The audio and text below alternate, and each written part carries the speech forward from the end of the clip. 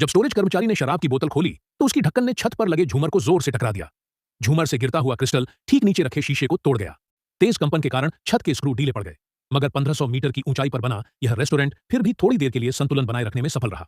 इसी दौरान एक छोटे बच्चे ने एक सिक्का उछाला, जो डोमिनो की तरह मौत की पूरी कड़ी का आखिरी कारण बन गया। तेज हवा में उड़ता सिक्का सीधे वेंटिलेशन पाइप में चला गया, जहां लुढ़कते हुए वह फैन के बीच में फंस गया।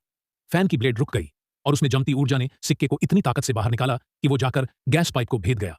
पाइप से निकलती गैस तेजी से रेस्टोरेंट में फैलने लगी। किसी को भी उस तीखी गैस की गंध महसूस नहीं हुई, सिवाय एलिस के, जिसने खतरा भांप लिया और धीरे धीरे पीछे हटने लगी।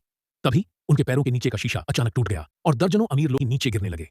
एलिस का बॉयफ्रेंड तुरंत एक शीशे के टुकड़े को पकड़कर लटक गया, लेकिन फिर भी वह कांच के तेज किनारे से बच नहीं सका और वो गिर गया। रेस्टोरेंट में भगदड़ मच गई। भागते भागते किसी ने गलती से शेफ के हाथ का हॉट पॉट गिरा दिया, जिसकी आग सीधा एक बूढ़ी औरत के कपड़ों में लग गई। वो औरत पानी ढूंढने भागी, लेकिन गैस लीक हो रहे वेंट के पास पहुंचते ही भयंकर विस्फोट हुआ और पूरा रेस्टोरेंट आग की लपटों में गिर गया। एलिस ने मेज के नीचे छुपकर अपनी जान बचाई। वेटर ने तुरंत बचे हुए लोगों को इमरजेंसी एग्जिट से बाहर निकलने को कहा, जो खास तौर पर ऐसे हालात के लिए बनाया गया था। लेकिन सीढ़ियां भी टूटने लगीं। सिर्फ वो सिक्का फेंकने वाला बच्चा ही सही सलामत था। वेटर ने बाकी सबको लिफ्ट से जाने को कहा, मगर इतनी भीड़ लिफ्ट में समा नहीं सकी। एक अमीर आदमी जबरदस्ती घुसने की कोशिश में लिफ्ट के दरवाजे में ही फंस गया। एलिस को समझ आ गया कि लिफ्ट अब सुरक्षित नहीं, तो उसने रेस्टोरेंट में ही नया रास्ता ढूंढना शुरू किया।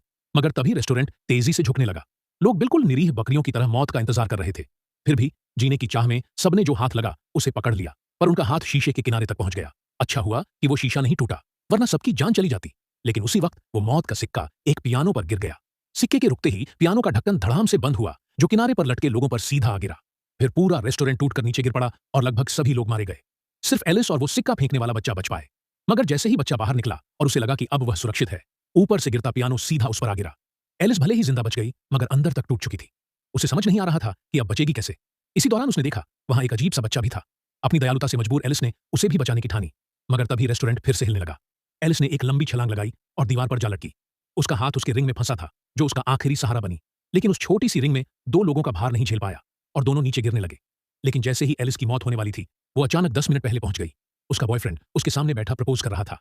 एलिस समझ गई कि उसने अभी जो देखा वो एक भविष्यवाणी वाला सपना था। जैसे ही उसने देखा कि बच्चा सिक्का फेंकने वाला है, उसने झट से वो सिक्का उससे छीन लिया। फिर दौड़ती हुई किचन में गई और हॉटपॉट को बंद कर दिया।